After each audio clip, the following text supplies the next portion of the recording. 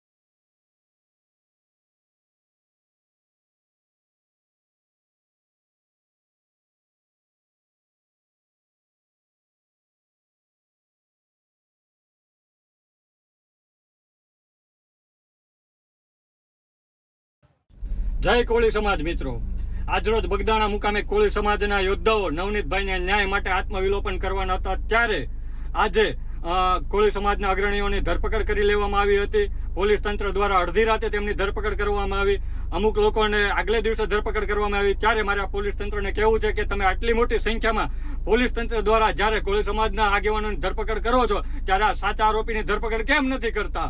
આજરોજ આ જો ભલે તમે ધરપકડ કરી પણ કોળી સમાજ શાંતિથી જંપવાનો નથી અને જ્યાં સુધી ન્યાય ન મળે ત્યાં સુધી લડાઈ ચાલુ રાખવાનો છે। અને આજરોજ અમે કીધું હતું કે બગદાણા ધામ ખાતે આત્મવિલોપન કરશે, તેમાં અમારી ટીમના 2 સભ્યોએ સ્થળ પર જઈ અને આત્મવિલોપન કરવાનો સંપૂર્ણ પ્રયાસ કર્યો છે અને તેને પોલીસ દ્વારા ફરીથી ધરપકડ કરવામાં આવી છે।